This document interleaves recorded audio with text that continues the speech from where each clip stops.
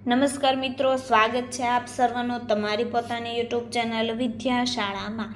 આજે આપણે ધોરણ 10ના ગુજરાતી વિષયની તારીખ 25/7/2024ના રોજ લેવાનાર એકમ કસોટીના મોડલ પેપરનું સંપૂર્ણ સોલ્યુશન આપણે આ વિડીયોમાં જોઈશું। તારીખ 25/7/2024ની જે ઓરિજિનલ પ્રશ્ન બેંકના સોલ્યુશન આપણી ચેનલ ઉપર તારીખ 25/7/2024ના રોજ મૂકવામાં આવશે, જેની લિંક આપણા વોટ્સઅપ ગ્રુપમાં પણ મૂકવામાં આવશે। તો વોટ્સઅપ ગ્રુપની લિંક તમને નીચે ડિસ્ક્રિપ્શન બોક્સમાં મળી જશે, તો તેમનો તમે જરૂરથી અભ્યાસ કરી લેજો। તો ચાલો આપણે શરૂ કરીએ ધોરણ 10ની ગુજરાતી વિષયની એકમ કસોટીના સંપૂર્ણ સોલ્યુશન સાથે। જોઈએ આપણે વિભાગ એ ગદ્ય વિભાગ। નીચેના જોડકા યોગ્ય રીતે જોડીને ફરીથી લખો, ગમે તે એક, જેમના ગુણ છે 2। રેસનો ઘોડો, તો અહીં આપણો જવાબ આવશે વર્ષા અડાલજ। નંબર 2, ભૂલી ગયા પછી, તો રઘુવીર ચૌધરી, અથવા તો રેસનો ઘોડો નવલિકા અને ભૂલી ગયા પછી તો એકાંકી। ત્યાર પછી બ, નીચે આપેલા પ્રશ્નોના એક વાક્યમાં ઉત્તર લખો, ગમે તે 2, જેમના ગુણ 2। નંબર 1, શિક્ષણનો પાયાનો સિદ્ધાંત કયો છે? તો શિક્ષણનો પાયાનો સિદ્ધાંત બાળક ઉમદા માણસ બને તે છે। નંબર 2, ગડપણમાં માતા પિતાને કોના સહારાથી વધુ અપેક્ષા હોય છે? તો ગડપણમાં માતા પિતાને પૈસા કરતાં પોતાના સંતાનોના સહારાથી વધુ અપેક્ષા હોય છે। નંબર 3, નીનાબહેન સંજય પાસે અંકિત માટે શું માગે છે? નીનાબહેન સંજય પાસે અંકિતનું શૈશવ માગ્યું। નંબર 4, વિનુકાકા વાત વાતમાં શું કહેતા? વિનુકાકા વાત વાતમાં નિશાન ઊંચું રાખવું એમ કહેતા। ત્યાર પછી ક, નીચે આપેલા પ્રશ્નોના 3-4 વાક્યમાં ઉત્તર લખો, ગમે તે એક, જેમના ગુણ છે 2। નંબર 1, બેટા ચાલ, બહુ મોડું થઈ ગયું, વિનુકાકાએ આવી પ્રતિક્રિયા શા માટે આપી?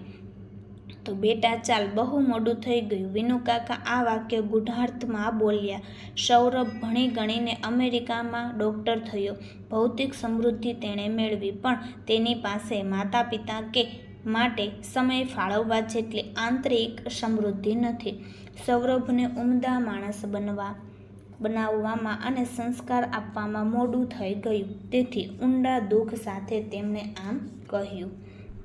ત્યાર પછી નંબર 2, અંકિતે પરિવારની જવાબદારી કેવી રીતે નિભાવી? તો નીનાબહેનના પતિ સંજય મૃત્યુ પામતા પુત્ર અંકિત પરિવારની જવાબદારી નિભાવવા બેંકમાં નોકરી લીધી, સાથે નોકરી કરી અને નંદા સાથે લગ્ન કર્યા। નીનાબહેનને ફોરમની કાળજી લીધી, મોભી તરીકેની કશી ખોટ પડવા દીધી નહીં।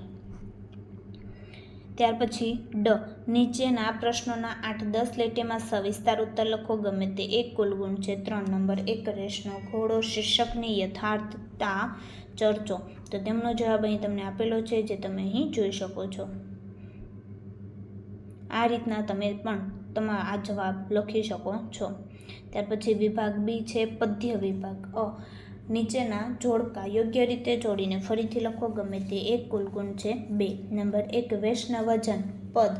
નંબર 2, શીલવંત સાધુને ભજન। ત્યાર પછી તેમની અથવામાં શીલવંત સાધુને તો ગંગા સતી। નંબર 2, વૈષ્ણવજન તો નરસિંહ મહેતા। બ, નીચે આપેલા પ્રશ્નોના એક વાક્યમાં ઉત્તર લખો, ગમે તે 2, કુલ ગુણ છે 2। નંબર 1, વૈષ્ણવજન કાવ્ય કોને અતિ પ્રિય હતું? તો વૈષ્ણવજન કાવ્ય ગાંધીજીને અતિ પ્રિય હતું। નંબર 2, કોના દર્શન કરવાથી 71 પેઢી તારી જાય છે? તો વૈષ્ણવજનના દર્શન માત્રથી 71 પેઢી તારી જવાય છે। નંબર 3, ગંગા સતીએ કોને સંબોધીને ભજન ગાયા છે? તો ગંગા સતીએ પાનબાઈને સંબોધીને ભજન ગાયા છે। નંબર 3, શીલવંત સાધુના ચિત્તની વૃત્તિ કેવી હોય છે? શીલવંત સાધુના ચિત્તની વૃત્તિ નિર્મળ હોય છે। ત્યાર પછી આગળનો પ્રશ્ન ક, નીચે આપેલા પ્રશ્નોના 3-4 વાક્યમાં ઉત્તર લખો, જેમના ગુણ છે 2। નંબર 1, વૈષ્ણવજન કાવ્યને આધારે પર સ્ત્રી જેને માત્રે પંક્તિ સમજાવો, તો પર સ્ત્રી જેને માત્રે પંક્તિ વૈષ્ણવજનની નિર્મળ દ્રષ્ટિને વ્યક્ત કરે છે, તે સૌની તરફ સમભાવ અને સમદ્રષ્ટિ રાખે છે, તે પર સ્ત્રી તરફ કુદ્રષ્ટિ કરતો નથી, તે પર સ્ત્રીને માતા ગણે છે। નંબર 2, ગંગા સતી પાનબાઈને કેવી વ્યક્તિની સંગત કરવાનું કહે છે?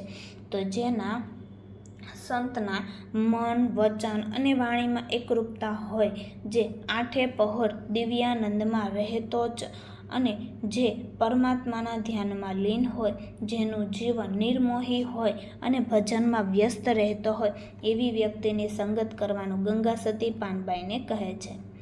ત્યાર પછી આગળનો પ્રશ્ન ડ. નીચે આપેલા પ્રશ્નોના 8-10 લીટીમાં સવિસ્તાર સમજાવો. નંબર 3 ગુણ છે 3. નંબર 1 શીલવંત સાધુ તમે કોને કહેશો તે કાવ્યના આધારે સમજાવો. તો તેમનો જવાબ અહીં તમને આપેલો છે, જે તમે અહીં જોઈ શકો છો. નંબર 2 વૈષ્ણવજન તો તેને રે કહીએ, જે પીડ પરાય જાણે રે, પર દુખે ઉપકાર કરે, તો એ મન અભિમાન ન આણે રે. કાવ્ય પંક્તિ સમજાવો. તો તેમનો જવાબ અહીં તમને આપેલો છે, જે તમે જોઈ શકો છો. ત્યાર પછી છે પ્રશ્ન નંબર 3 વિભાગ સી અર્થગ્રહણ. નીચે આપેલી પંક્તિઓના આશરે 10-12 લીટીઓમાં અર્થ વિસ્તાર કરો, ગમે તે એક. કુલ ગુણ છે 3. વિશાળ જગ વિસ્તારે નથી, એ જ માનવી, એક જ માનવી. પશુ છે, પંખી છે, પુષ્પો વનોની છે વનસ્પતિ.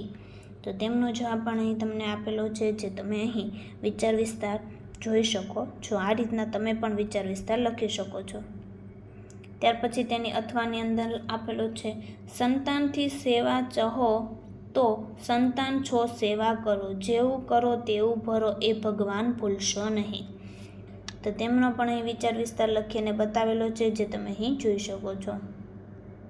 તો વિદ્યાર્થી મિત્રો, ધોરણ 10ની ઓરિજિનલ પ્રશ્ન બેંકના સોલ્યુશન તારીખ 25/7/2024ના રોજ ગુજરાતી અને વિજ્ઞાન વિષયની ઓરિજિનલ પ્રશ્ન બેંકના સોલ્યુશનને તમે PDF એપ્લિકેશન ઉપર મેળવી શકો છો અને WhatsApp નંબર પર તમે મેળવી શકો છો. પ્રશ્ન નંબર 4 વિભાગ ડી અર્થગ્રહણ અને લેખન.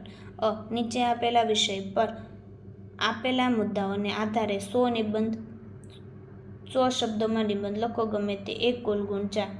શૈશવના સંસ્મરણો. તો તેમનો નિબંધ અહીં તમને આપેલો છે, જે તમે અહીં જોઈ શકો છો. આ રીતના તમે નિબંધ લખી શકો છો તમે તમારી નોટબુકની અંદર.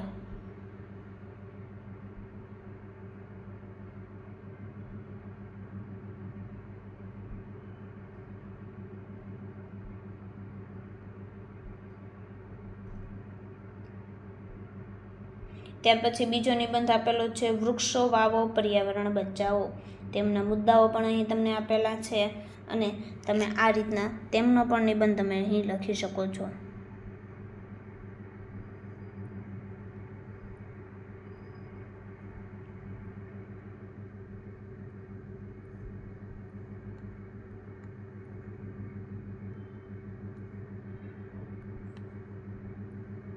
તો વિદ્યાર્થી મિત્રો, ફરી આપણે મળીશું જે બીજા વિષયની એકમ કસોટીના સંપૂર્ણ સોલ્યુશનના વિડીયો સાથે.